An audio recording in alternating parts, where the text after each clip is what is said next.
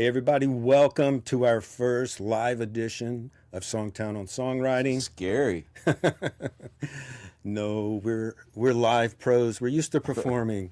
Hey, we've got a great episode today. What we thought we would do as we're ending, kind of nearing the end of 2026, is we want to 2025. But who's counting? 2025. I'm already into Yeah, 2026. you're man. way in the future. Yeah, I'm trying to get on the same planet as ChatGPT here and predict the future. Wow. Okay. Oh, so we are going to talk about AI later, so stick around for that. But we thought it would be fun to go through a list of questions. We've gotten our most popular questions this year, 2025, and we're going to answer those. If you've got questions as we're chatting, pop them in the chat. Dana's sitting behind the camera today. She's going to be answering or giving us those questions, and we'll be answering. Man, I need a coffee. You're not sharing mine. I might just Oh, yeah. get up and let you talk for a few minutes and get a coffee Yeah. about halfway through this because I need it. All right. What's our first question? Our first question, we're going to start off today with big picture questions. Then we've got questions about the craft. We've got questions about the business. We've got questions about AI. So we're going to cover a lot of ground today. But let's start off with some big pictures. What does it actually mean when someone says they want a great songwriter? What are industry people really looking for?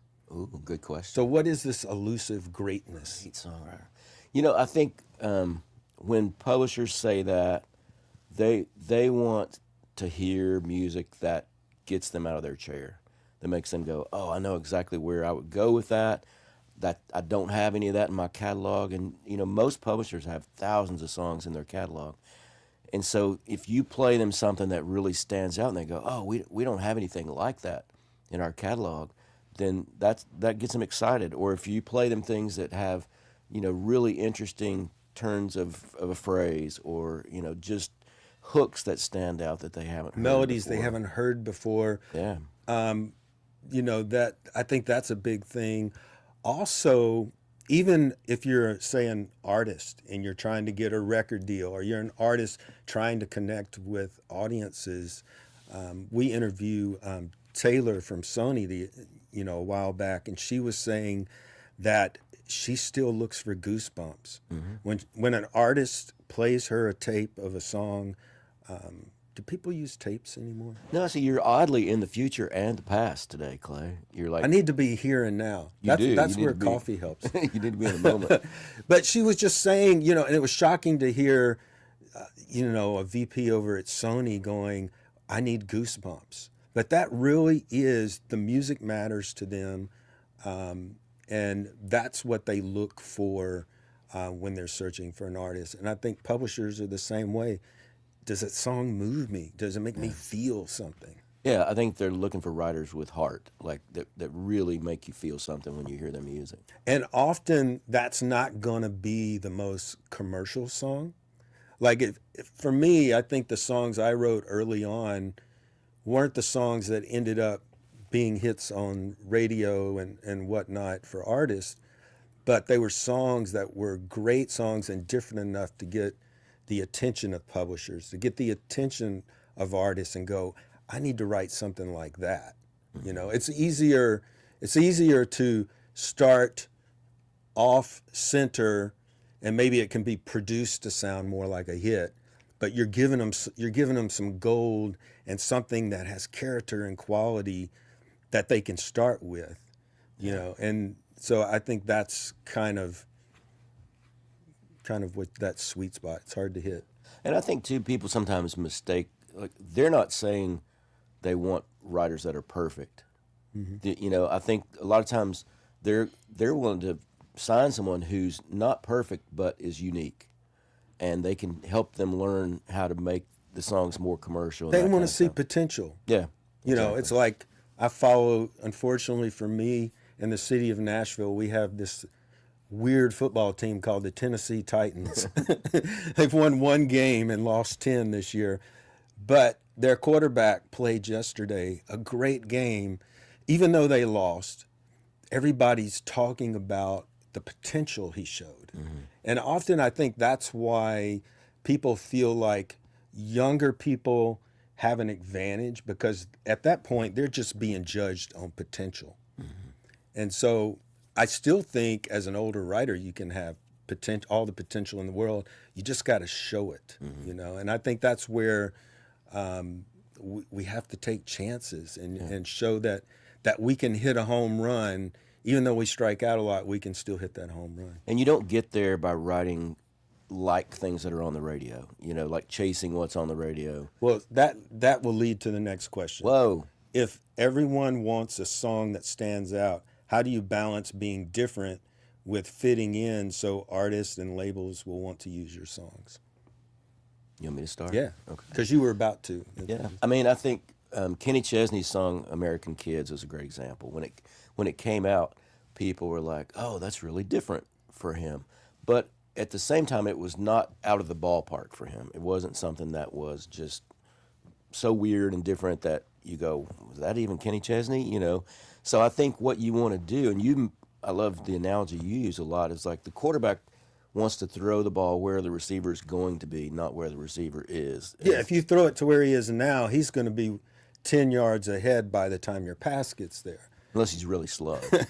Slow receiver and a quick arm, that might work. Exactly. But, you know, so I think what you want to do is look at if you're shooting for a particular artist, you want to look at what they have done and kind of the progression that they've been on and go, okay, what's something that they might do next? And that's kind of how I look at trying to be a little different, but still, you know, in the realm. Right. I mean, if somebody said the other day, if you asked AI to write the next Kenny Chesney song, it's going to give you something that sounds like Kenny Chesney has already done. So the great thing about our job is we have to have vision, and I know we're going to talk about AI later, but I think it's important to have that vision to go, this is really good. It's not typically what an artist will do, but I think they'll hear it and relate to it, and it'll bring something new to what they do. I love pitching an artist something that's a little bit different for them, you know, just to see if I can get them to go, oh, you know what, that would be cool to do that, you know? Yes, so let's talk about the craft of writing. That's next on the list. Marty, how do you personally approach writing verses? Do you start with a story in mind or just follow the melody? Ooh. Since you're a lyric writer, they're addressing you. Well, I always want to know my title first because that lets me know where I'm going. And then I look at my first verse and I go, okay, how am I going to get from a blank page to this title? Yeah. And so that helps me start crafting, okay, where do I need to enter this story or this narrative that I'm trying to write? But, you know, without that title, I have a really hard time coming up with something that makes any sense because I'm just floundering out there going, what would be a cool line? You know? I mean, I had success with one song I'm recalling that we had no title, but the opening line was so cool and we knew it should be the opening line. But eventually we had to figure out where that song was going. So the title helps you figure out that quicker. Mm-hmm. But you can still start, I think, with any point in the song. You can start with a cool melody. You can start with a great track. You can start with an opening line of a song. But you still have to figure out where it's going. Yeah, and sometimes you have a story in your head of like, I want to write a song about a woman who is brokenhearted because someone treated her poorly, but she's learned from this relationship. And maybe you come up with a couple lines that get you started, and then you come up with the title. But for me, it's a lot easier if I start with the title. Yeah, but there's no rules. No. That is a very professional way to approach writing is starting with the title or central idea. Yeah. Cool. How do I avoid second verse curse, where your second verse feels weaker than the first verse? Mm-hmm. Well, I mean, this book that I wrote called Song Building goes into shameless plug goes into detail about my method for that. But I discovered years ago that in looking at my hits and my songs that got recorded and comparing them to songs that didn't get recorded, I noticed there was kind of a formula that I followed with those. And the idea was, you know, when we were writing those songs, we kind of knew what we were going to say in the first verse. So you're saying you're a formula writer?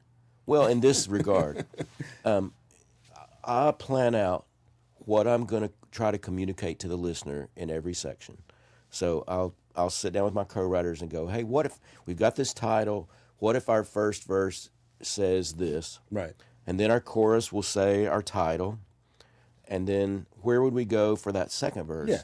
And I've found that if I do that blueprinting process with my co-writers, we never get stuck on the second verse. And it only takes a few minutes to And do that. It just kind of helps us know where all the information is going to go in the song. Yeah, and this is where you can go off formula, because you might get to that second verse, and because of something you did in the chorus, you go, well, I know we said we were going to talk about this in the second verse, but what if we go over here?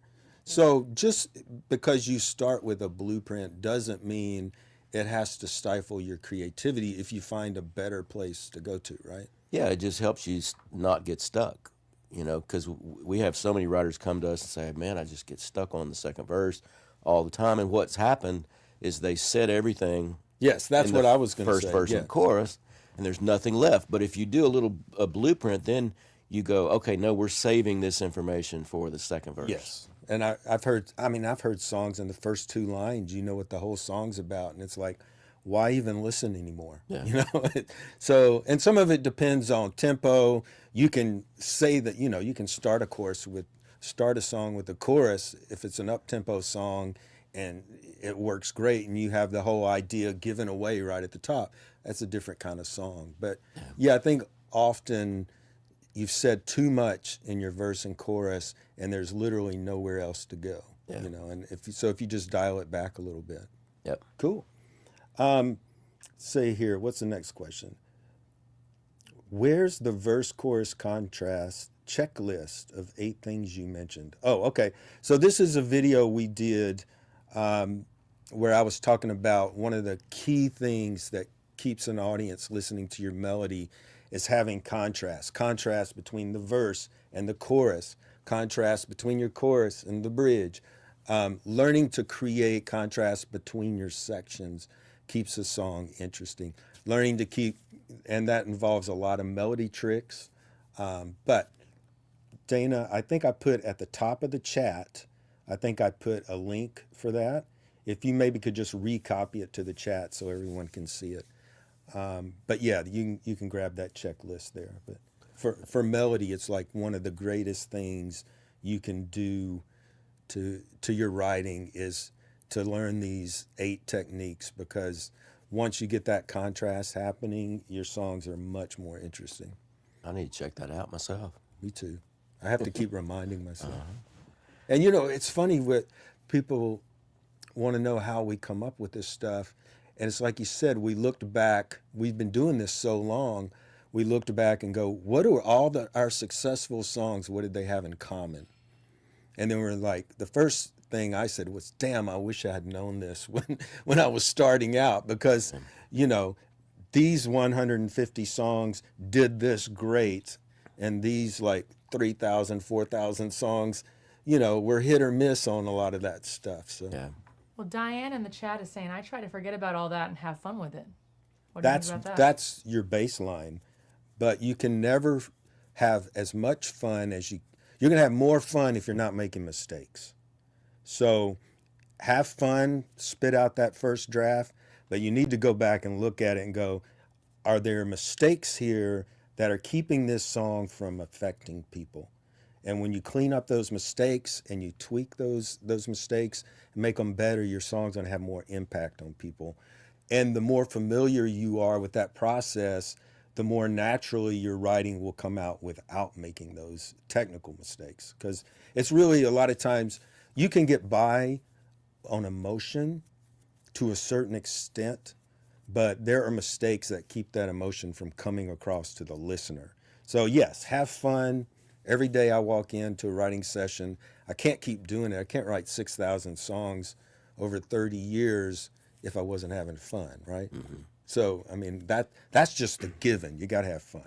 And we're not necessarily talking about if you're just writing a song for yourself and you want it to be silly and funny. Yeah. Yeah, there's a lot of value in that. So we're not downplaying that. We're just saying if you want to connect with an audience, a little planning can help you be more effective with that. Yeah, and I find the longer you write, the less like conscious planning you have to do.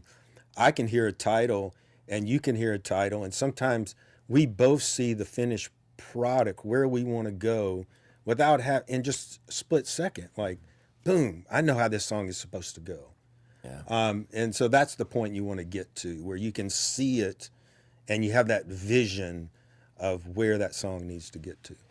The other day, I was just inspired that morning. I had a co-write coming up, and so I wrote out this verse and chorus that just having fun, essentially, and I took it into that co-write, and my co-writer said, well, that's a little bit obvious. Could we explore some more angles for it? Yeah. And he came up with an angle I'd never even thought of for our title, and it made for a really interesting song, you know. So yeah. I think a lot of times we can just have fun, put it down, and then we can figure out, okay, how can I add something to this with a little bit of planning.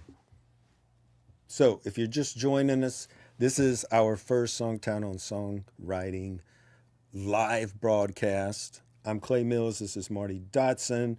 We're longtime professional songwriters in the music business.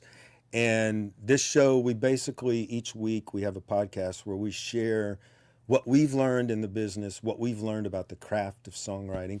And our community, SongTown.com, we help writers. We help them get from where they are today and help them try to reach their goals of where they want to be, whether it's just to have more fun writing because I want to get better at it. We have members that have gone on to write #1 songs in pop and country, and we've been a great support system for those writers as well. So glad to have you here. Dana, do we have any more questions? Not in the chat, but we got a lot of more questions on the list. Yes, we do. Let's do it. Let's see here. Could you do more teaching on melody? Yes, we will do that. In fact, I have a whole book, Mastering Melody Writer, that's been top 10 on Amazon for the last 3 years. So I love melody, and we'll cover that. I know a lot of times since we're talking about songwriting, but I feel like this was probably a comment from early on in our podcast. I feel like we've broken out the guitars and talked more about melody as we've gone along. Marty, someone wants to know, how can I study great songs without accidentally copying them? That's a great question. I mean, I think you want to pick out particular things to study about them. Like, what kind of intervals are they using melodically, or what strategy are they using lyrically to communicate what they're doing? What structures are they doing? You know, does the chorus come first, or you know, that kind of thing. But you don't want to necessarily, or I don't get too deep into the melody itself and memorizing the melody. I know some people like to learn songs. I don't do that because I've found, for me, if I learn a song, how to play a song, it's more likely to come into my subconscious and in my writing. So you said you do that. Well, I think more because I'm more naturally melody, you're more naturally lyrics. So for me, having it's like a language to me. So the more words I know, the more you know, I have more tools. So I don't view, I mean, in my melody book, not to promote it again, but I study melody techniques from classical music all the way through today.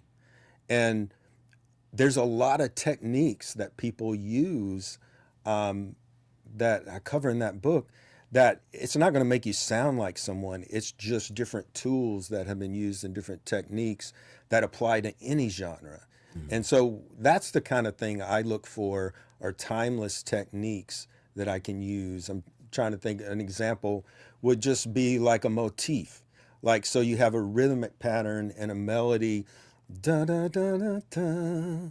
So that's your motif, da da da da da, 5 notes. Then maybe you go down the scale, da da da da da, Da, da, da, da, da, da, da, da, da, da. So you're keeping the same rhythm pattern, but you're changing the melody notes. Those kind of things, those are the techniques I listen for and I learn from. Yeah, that's me too. I mean, that's kind of what I was saying. Is like I'm looking for the techniques that they're using, not necessarily their exact melody or Yeah, you yeah, know, being in exactly. that key or something like that. All right, let's move on. We talked a little bit about craft. So let's move on to co-writing. How do you find good co-writers if you don't live in Nashville, New York, or LA? That's one of the big reasons we created SongTown. Yeah.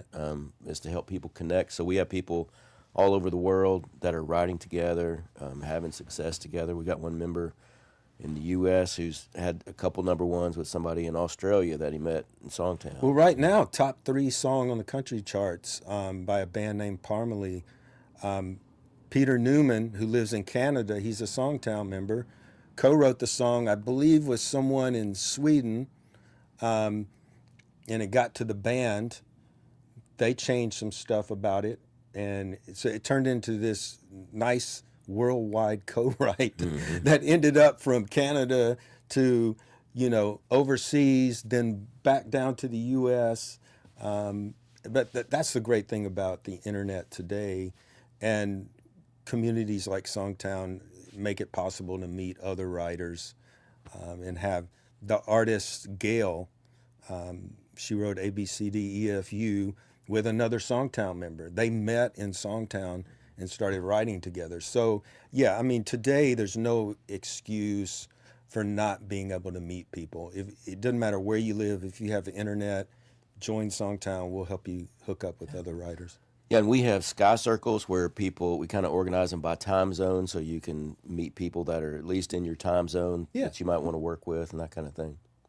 Well, we got a question here, and I think community certainly helps with this, but someone says, as someone who works a dead-end 9-to-5 job that's all stress, in your professional opinion, is it possible for someone like me to have success as a songwriter with zero experience? Yes, yes. And I'll tell you why. Because when I first moved to New York City, I was working a 9-to-5 job. It was a terrible job. It was bad for my soul. I literally would have to call up people and for a hospital and try to make them pay their hospital bill.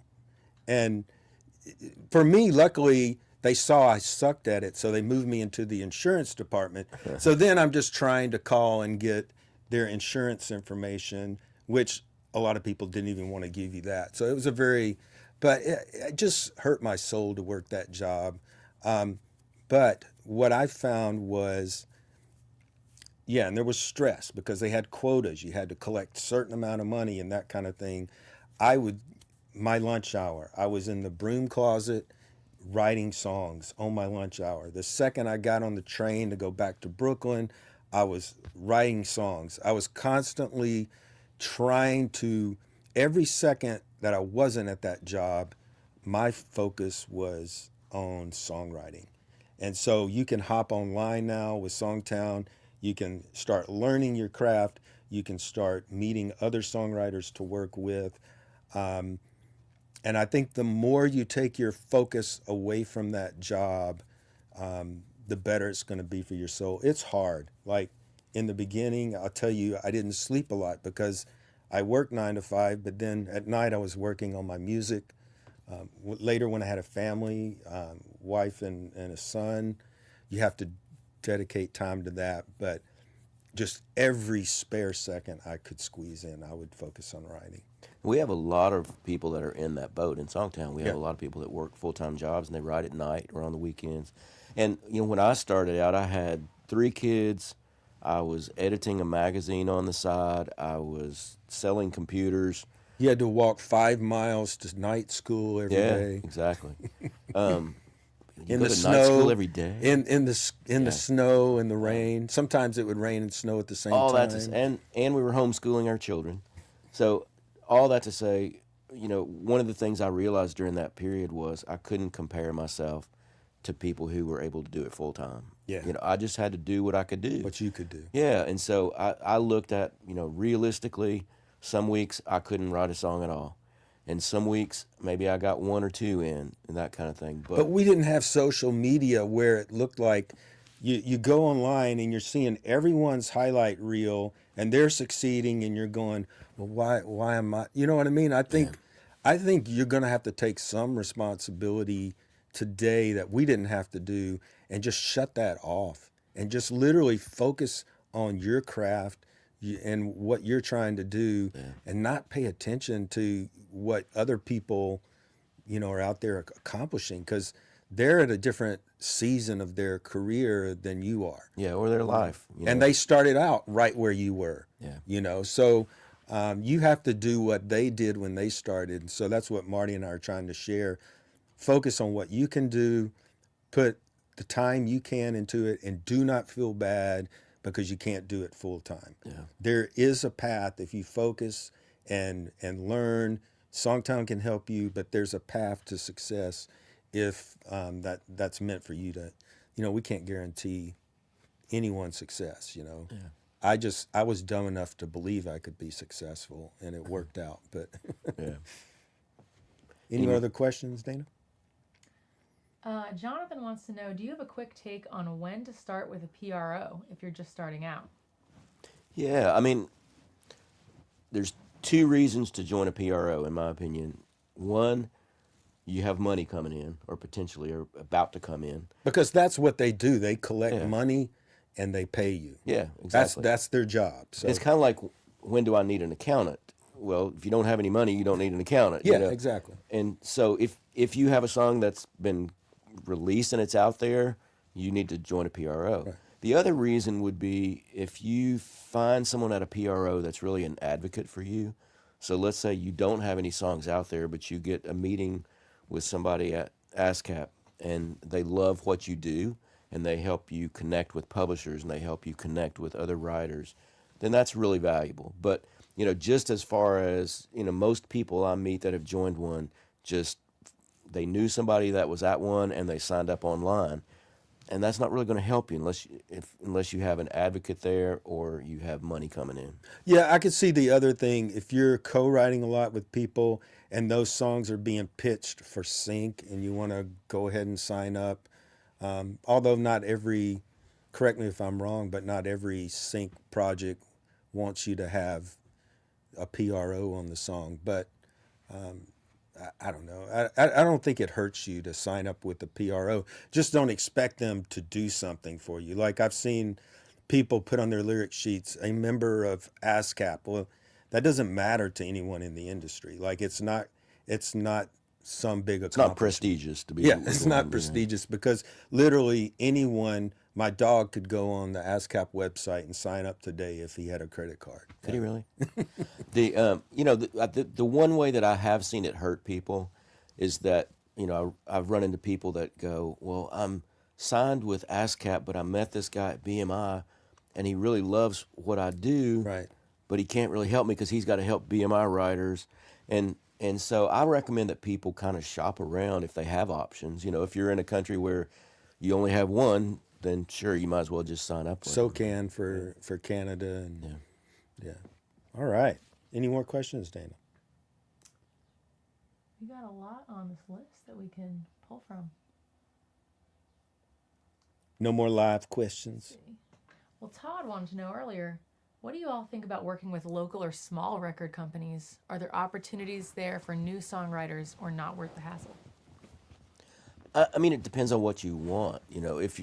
If you are concerned about the money amount that you're going to make, then sometimes those are not the best situations. If you're more concerned about people hearing your music, those can be great opportunities. And there's a lot of value. I was talking to a co-writer the other day that's had a bunch of #1 songs, and he said, man, I'm at the point that I've got thousands and thousands of songs that no one's ever heard, and I would rather some little band put the song out and people get to hear it. Yeah, awesome. I'll just read a couple more off of this list here, Dana. How do you handle co-writing when you're used to being in total control of the song? That is hard for people that feel that they need to be in total control of the song, and you really can't be a great co-writer if that's your approach. You know, I mean, you have to go into it saying, you know, with the idea that it's going to be greater than what you could create on your own if you let in other people's input. You know, and so if you don't respect the other person and think they're adding value, that's going to be hard. Yeah. But when I go into a room with other people and I respect their abilities, I go, I know we're going to come out with a better song most of the time than I would have written by myself. Right. Yeah, I mean, if you're that, I would even argue if you're that much of a control freak, you're not going to write a great song by yourself, because often there's a letting go process of trying to go where the song is telling you it wants to go. We say in Nashville, the song is king. So if you've got to be in control and you know exactly how a song has got to go, then don't co-write. Like, there's no reason for you to co-write. If you're gonna co-write, you have to go in with the idea that this is going to be a song today that is going to be a sum of all the co-writers. It's not going to be you. It's going to be you plus one or two other people, or however many people are on the song. So don't, if you can't approach it where everyone in the room is equal, then I suggest you don't co-write, you know. And it goes back to the respect thing. If I feel like I'm better than the other people in the room, I shouldn't be in the room. Right. Because it's not going to lead you to have a great song. You're just going to be frustrated because they're dragging you down. You know, it's like you used to say, if you're playing, who's a great tennis player? Nadal. Nadal, okay. So if you're playing that dude, it's not going to be much fun for him. Yeah. You know, so you've got to find people on your own level, and you grow and get better together as a co-writing group. Yeah. Well, and two, you know, you kind of hinted at this, but if you and I write a song, we've got 50 plus years of experience songwriting to draw from. If I'm writing a song by myself, I've got 25 years and I've got only my perspective. Right. So your perspective plus your experience adds a lot to every song that we write, and hopefully mine does too, you know. And that's why I think it's so important to find people that you respect and that you're at similar levels where you can work well together and grow together as writers. You know, I also have learned so much melodically from writing with people like you and Mark Nessler. I write with great melody people, and I add skills to my skill set that I would not get if I was just writing by myself. Oh, I know. I mean, writing with recording artists where I'm expected to write the melody and a lot of the lyric, I could not have done that until I credit Tia Siller as a great lyricist. Writing with her, it was like light bulbs started going, oh, that's what a great lyricist does. It's really important that you do this at this point in the song, and we need a great setup line here. And I just learned so much from co-writing that I was then later able to go on and write number one songs where I'm writing most of the lyrics, even though that was never my strength when I started. You know, I picked that up through co-writing. We have another question that follows this up nicely. Can I be successful as a songwriter only writing by myself? And yeah, you can. People do it. It's a rarity, but it's not impossible. Yeah, and if you look at the charts, Clay and I and a mutual friend the other day were texting about, I saw a song that had 11 writers on it. What song was it? Was it the Scotty McCreery song? Yeah, because what he did was he did an interpolation song of an old Hootie and the Blowfish song. I can't name the lead singer because I've been banned from this podcast of mentioning the name. Yeah. But so you've got to pull all those writers. There's like 4 of those guys that wrote that song. So if you're 3 writers sitting in a room and you pull in 4 more, all of a sudden you're up to 7. You know, and you said there was 11. Mm-hmm. So maybe there's a couple of track guys on the song that wanted songwriting credit. You know, you find that a lot in pop. I think the average is over 7 writers. A lot of it is producers who want songwriting credit. and they may or may not have had anything to do with writing the song. So yeah, But back to the question. even great writers, like Diane Warren would be an example of someone who wrote most of her big hits alone. yes, I can't think of many others that were that way. Like, so in Nashville, Brett James, who was a super talented writer that passed away recently, most of his stuff he co-wrote. Every now and then he would have something that was a big hit that he wrote by himself. when the sun goes down. Yeah. Yeah. And so I think, to me, you look at the chart and you look at how many writers are on those songs and you go, now, why are they co-writing?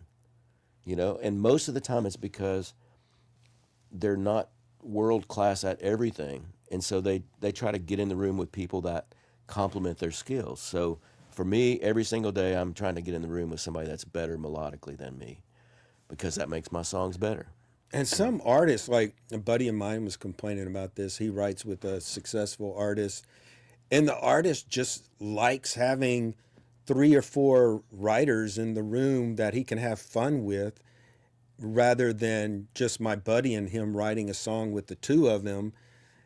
It's just what the artist likes. So I'm not saying that, it's good or bad. I mean, if you're an artist, singer, songwriter, artist, you can write your own songs and have success in an indie kind of thing. But Laurie McKenna, she wrote some hits by herself. Mm-hmm. Phil Vassar back in the day wrote some hits by himself.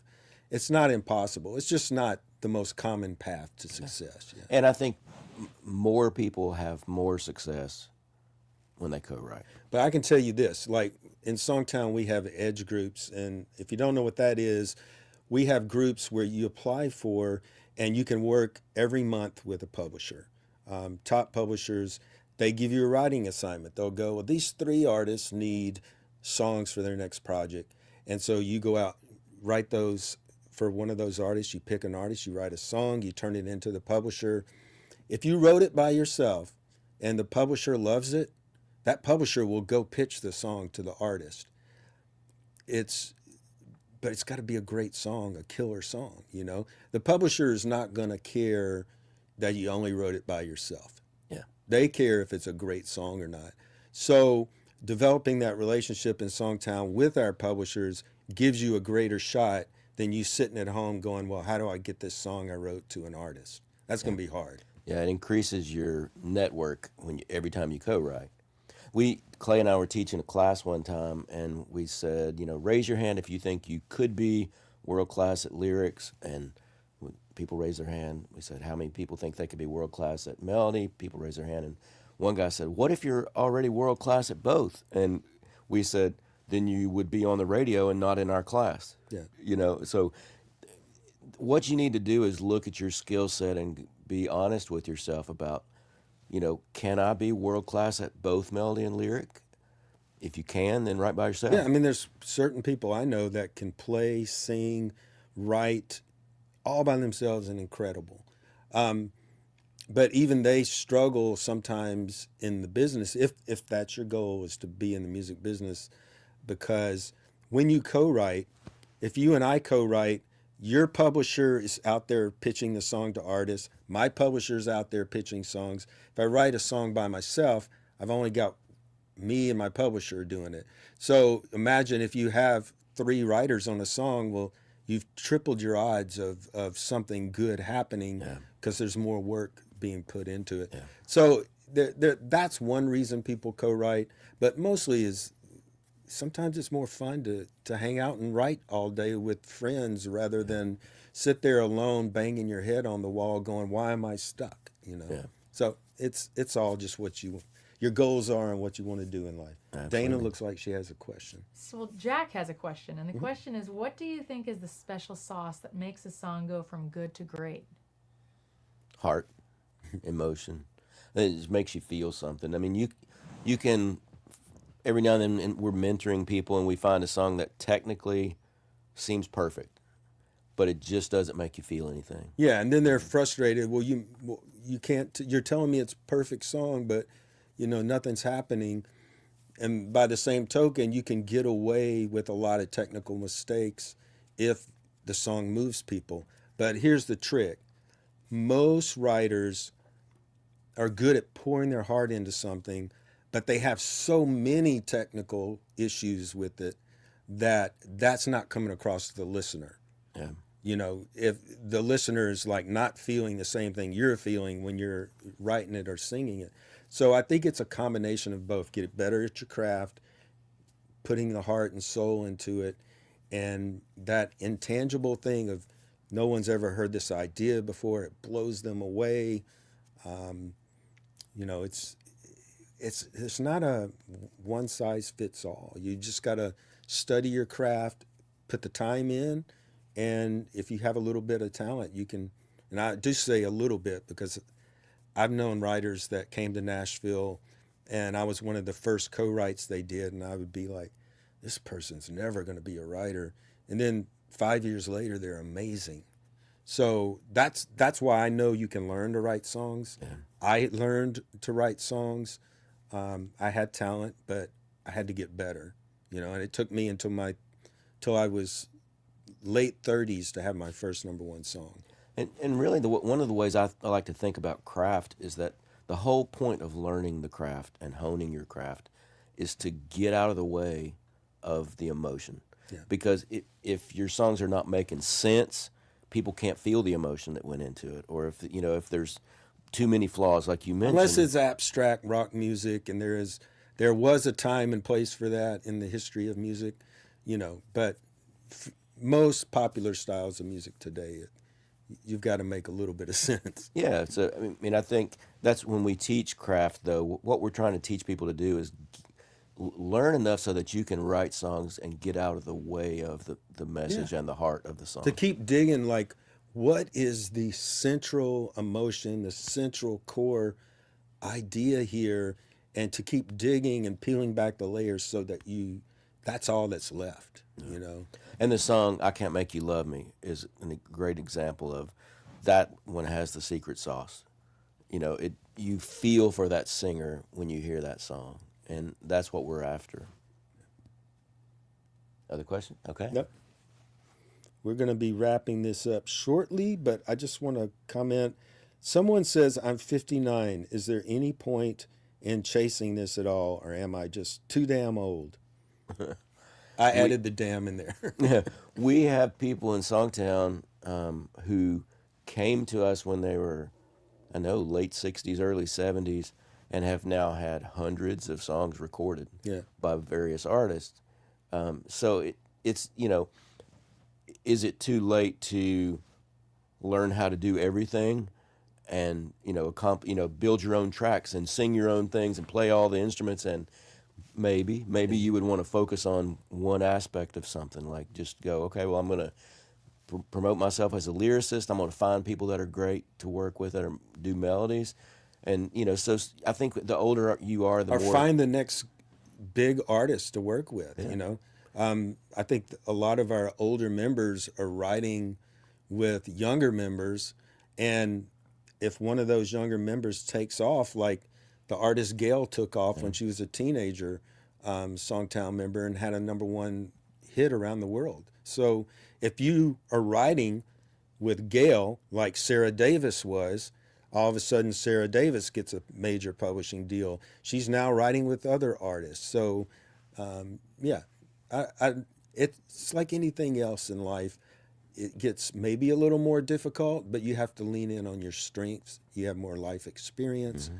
You're maybe better at articulating your emotions than a younger person. So just lean into your strengths and, go with that. Yeah, and don't compare your journey to anybody else. You know, just like you said, I think being older gives you a lot of advantages if you look at them that way. Another thing I recommend people in SongTown too is, you know, don't promote that you're older and that you don't live in Nashville or a music center. You know, so don't put on your lyric sheet that I'm from Iowa and here's my picture and I'm 70 years old. You know, just let your songs speak for themselves, and people don't care how old the person who wrote the song was if it's great. Exactly. I'm just going to go through a couple of these really quick. Can you do more in the studio style videos showing how you build a track? Yes, we can. If you're a SongTown member, We have tons of videos. We actually have monthly live lessons with Simon Reed, and he'll take a member song that's just a work tape, guitar, vocal, and he'll show you step by step how he develops that into a final master demo. So, yes, we do that in SongTown for our members. We have lots of those. We got a question here. Speaking of stuff we offer at SongTown, how much time should an aspiring writer plan on committing to SongTown activities?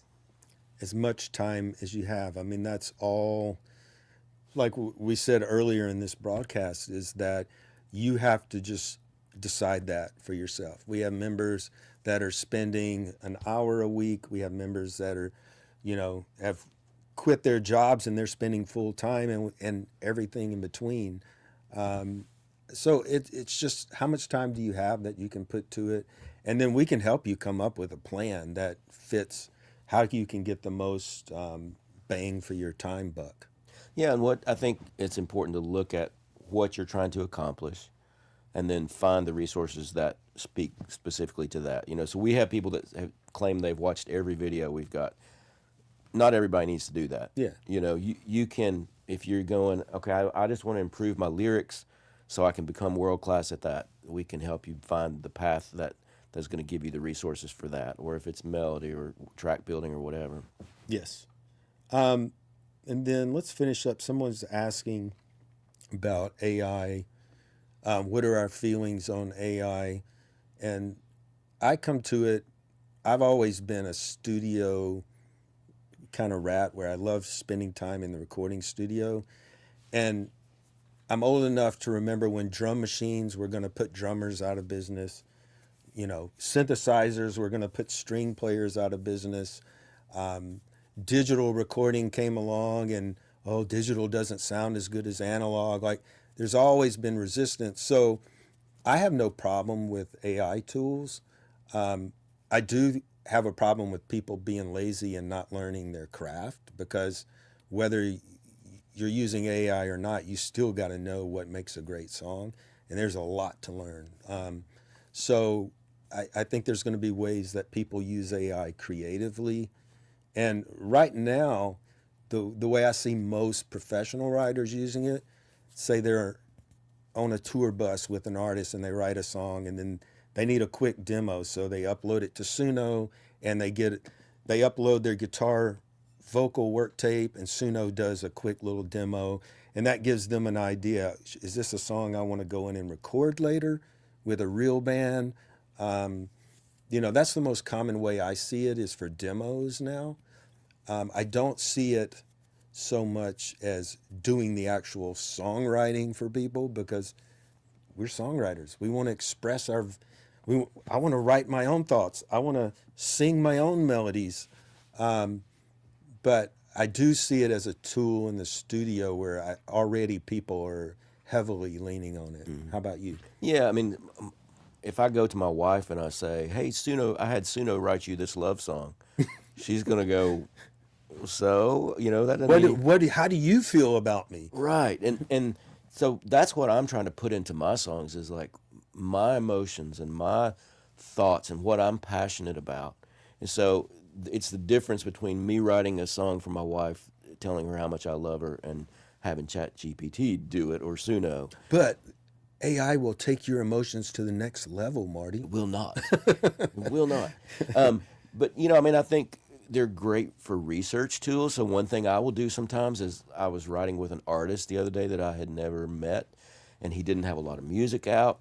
And I said, tell me everything you know about this artist that will help me write a song for him. And it told me where he grew up. It synthesized all these interviews he had done. And so I knew where he grew up and how he grew up and what was important to him, and songs that he had released and that kind of stuff. And so there's a lot of great things you can do like that to do research on artists that can help you target them. Yeah, and even if you're doing tracks, if you have a studio, like Suno has a DAW version now, a digital audio workstation. So maybe you upload your work tape and it comes up with a cool track, and you go, well, I really like those drums. Let me keep the drums, and I like that, one instrument sound it did. But then now I'm going to play and replace the guitars. I'm going to replace the keyboards. I'm going to have my co-writer, who's a great singer, actually put the vocal on it. So I could see it using it just like you would if you had a plug-in that you don't play guitar, and so you have a plug-in that puts down an acoustic guitar part. I think that's already being done a lot these days. So to me, that's not taking your voice away. Yeah. You know, and so some people are like, well, I feel like it's given me a voice. Then I don't know if you should be a writer if you need something else to speak for you. You know what I mean? Yeah. Now, if you're a lyricist, that comes up a lot. And we've had a lot of people lately, lyricists, join SongTown because now they join, they go, but here's music. I put in my lyrics and it gave me this music. Well, I think that's a great starting point. It's like a gateway drug to songwriting. But then the beauty of joining SongTown at that point is now you can find melody writers, and together you can write something that's, you know, human, that you can sell. You can't, your AI lyric with a melody, I mean, your human words and your AI melody, a publisher can't monetize that. But if you hook up your AI, I mean, your human lyric, I'm getting really confused. If you write the lyrics and you meet a melody writer, then yeah, a publisher loves that because then they can actually make money off of that song. Yeah. But to this point, you can't copyright something that's solely an AI melody. So you're not going to make any money on that. A publisher can't. So Yeah. that's the main difference. And I think ultimately, I feel like, yeah, people can't tell the difference if it was written by AI, but artists do. Artists know if a song makes them feel something or if it just sounds good, you know? And so I think the more you know about songwriting, the better you're going to be. And we recommend don't use AI to write your melody or your lyric. You know, use it to make your demo and see how your melody and lyric might sound in different styles, or use it to research. It's great for that. Yeah. I wrote this country song. How would it sound if I wanted to take this into a dance song? You know, I've had a country song that was remixed and became a dance hit later. So it gives you lots of flexibility to hear what potentially it could sound like in another genre. That's a great use. Yeah. Any final questions over there, Dana? We got one wants to know, at what point for a beginner would a mentor be beneficial? You know, I think the earlier the better, because, you know, I taught myself to play guitar and I learned all kinds of bad habits. If I had had a mentor in the beginning that could have shown me how to start off in the right way, I think I could have avoided a lot of those mistakes. And they're not all the same. I went to a big music school up north and learned a lot about songwriting. And when I became a professional songwriter, I had to unlearn 80% of what I had learned because it was all just stuff that didn't matter. When you sit down to write a song that's going to affect people, hit people hard, there's certain things you focus on. And school taught me all this stuff that didn't matter in that equation. Yeah. So I think one of the good things about SongTown is you can learn from people who've actually written songs that matter to people. Yeah. And those are the best mentors, to find somebody that's doing what you want to do. And I'm not saying you can't go to college and learn some valuable stuff. I just know my experience in a big songwriting program was not what it was all cracked up to be. Yeah. All right. Yes, if I have somebody building my house, I want somebody that's built a house before that I like, you know? Yeah. I don't want my heart surgeon to have looked up on ChatGPT, how do I do heart surgery the night before. Yeah. All right. All right. Thanks for being here. Oh, I just want to say one thing, Dana. Are we still live? We have, coming in January, we have master classes starting up. If you want to click that checklist link in the chat and join our email list, when we announce that class, you'll be able to apply for that. They're small classes, 15 people in a class, and we teach everything we know about songwriting. It's a great program. We've been doing it for 13 years. It's not easy to get into, but if you get into it, ask anyone who's taken it. It will really take your writing to the next level. So join the email list and look out for that application process. See you soon. Cheers.